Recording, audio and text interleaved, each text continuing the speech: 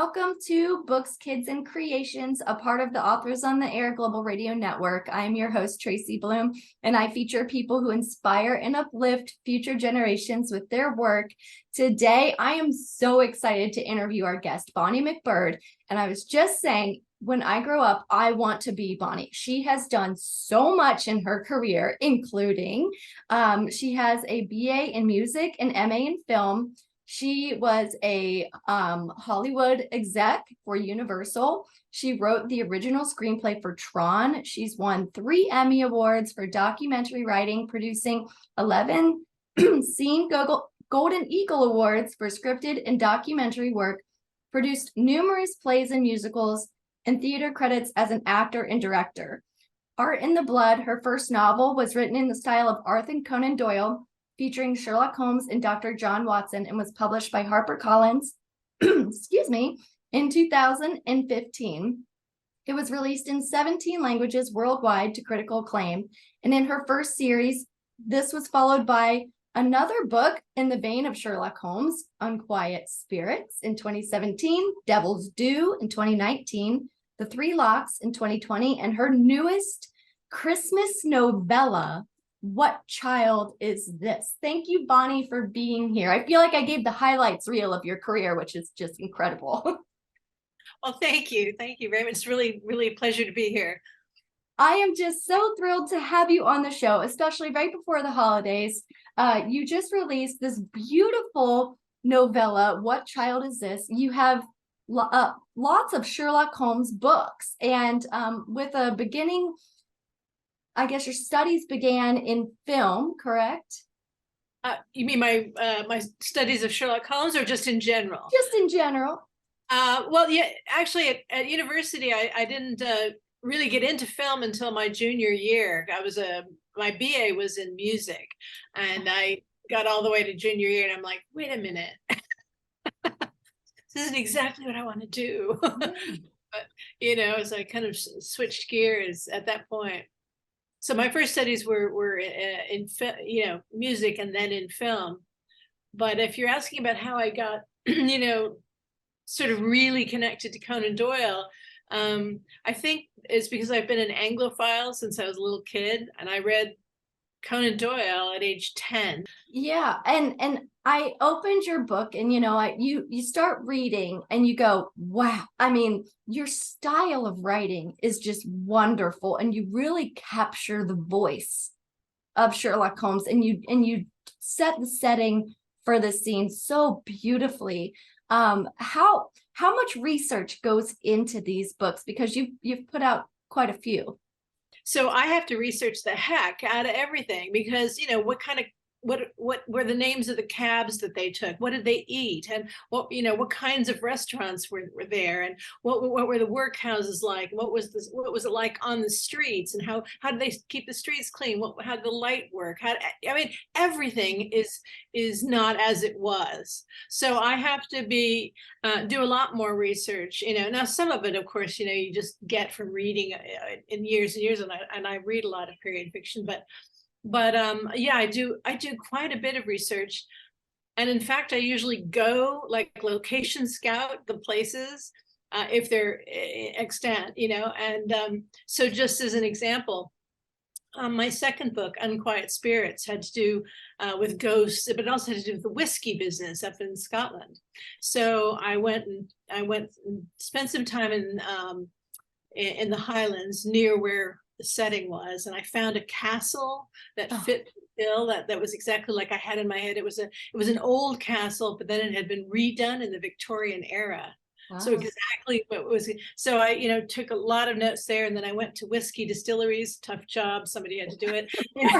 And I learned how whiskey was made and the details of all the mechanics of it and the equipment. But then I found, just as a really extreme example, there is a whiskey distillery on the island of Isla, which is spelled Islay. It looks like Islay, but it's pronounced Isla. And this distillery still has the Victorian equipment extant. they use it. So I went there to really understand how that was, and I took pictures. I mean, that's right in the book. So some of the books are super, super researched in detail. The most recent one, Before What Child Is This, was when my research was done just before lockdown, just like weeks before lockdown. I went to, it takes place partly in Cambridge, and there's a place there called the Jesus Lock. The lock is where in the river Cam, it changes the levels of the river so that the boats can maneuver and go down. And the Jesus Lock is the mechanical construction there, and it's, because it's changing a big volume of water, it's kind of a dangerous. Yeah. Oh, yeah. You don't want to fall in there at certain points. So anyway, so that became a location, and but then the last book, What Child Is This, was written entirely during lockdown. So I couldn't, but it took place in London, which is where I live now. And so I had to not go to these places, obviously, but I go there online. Oh, yeah. Oh, now did you ever go on Google Maps and walk the streets where you're going to be? I did that. Yeah. It's like, well, if you can't be there, you do what you do. And there's so much information now that you can. It's thrilling, the amount of information that you can get for free now. How did you shift from, music and film to writing these beautiful books? Well, oh, thank you. Thanks. I really appreciate that compliment there. Well, I was a screenwriter. I've been a writer for a long time. Most of my professional career has been in writing. And so as a screenwriter, and then when I ran a production company, I did all the writing for it. And believe it or not, there is a fair amount of writing done in documentary. I mean, it's you're not writing what people are saying, but you're creating a story from it, basically. Anyway, but I wrote screenplays for years, and then before that I was at Universal Studios for 4 years, and I was a story editor there. And that is a job very similar to a book editor at a publishing house. And so I worked, I read all the drafts of the feature films that were in development, each draft, and I would make notes, for the writers to strengthen the story, to, keep the pacing and whatever, and, to flag any things that I thought would, that were tying together. It's basically like a book editor.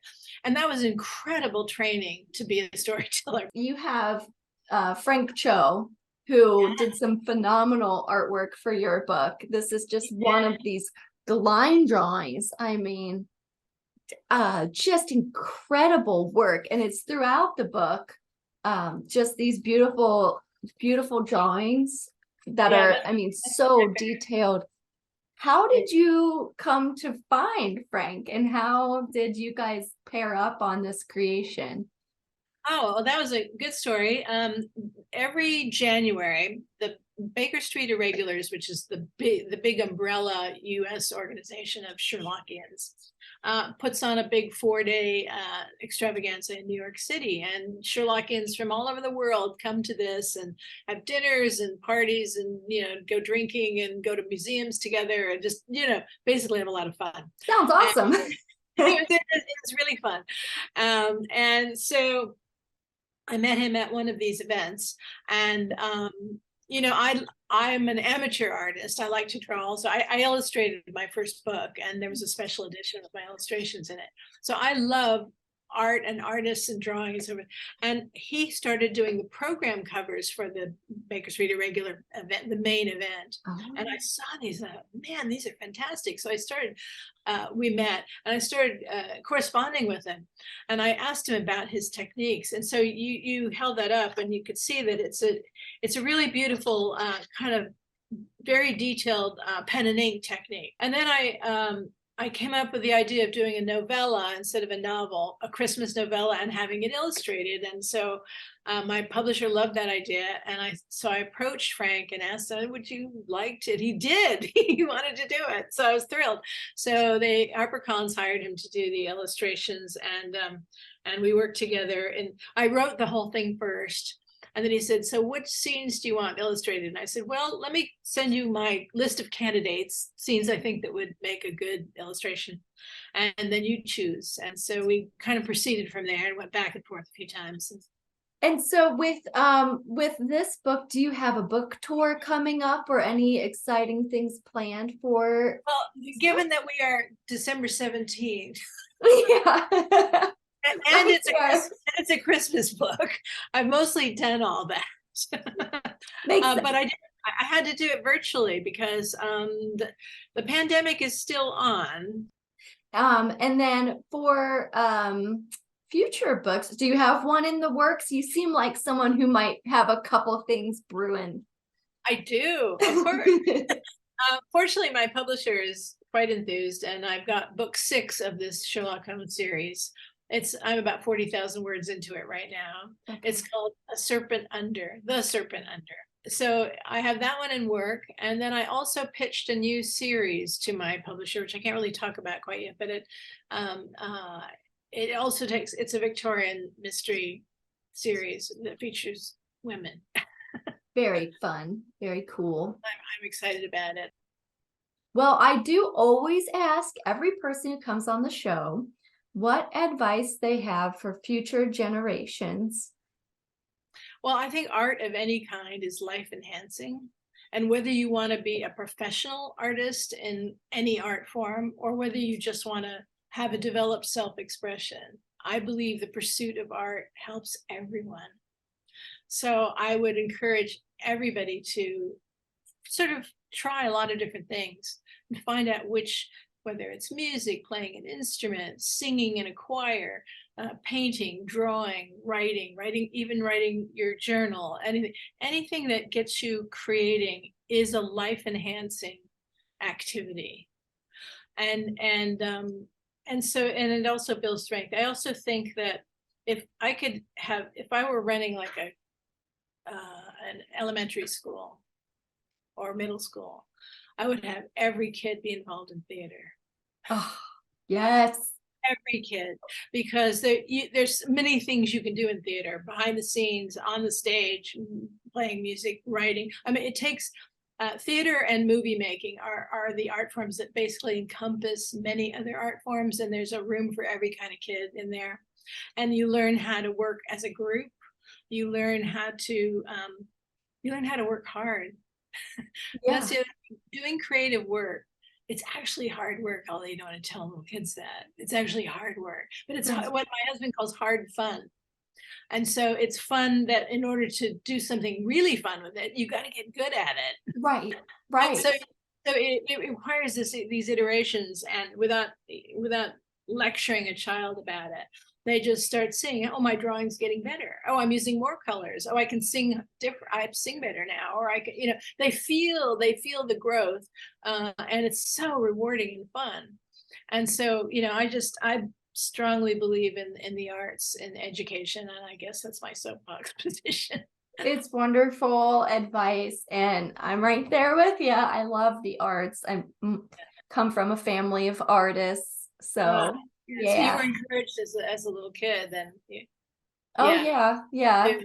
Everyone in the family had their own little artistic outlet, and it was always very encouraged. It's been such a pleasure to talk to you, and really enjoyed this. Me too. I will post a link to your website where people can check out all of your books. And I wish you so much success, and I'm so excited to have had this opportunity. Thank you, Bonnie. Thank you so much, and great talking to you, Tracy. Bye-bye.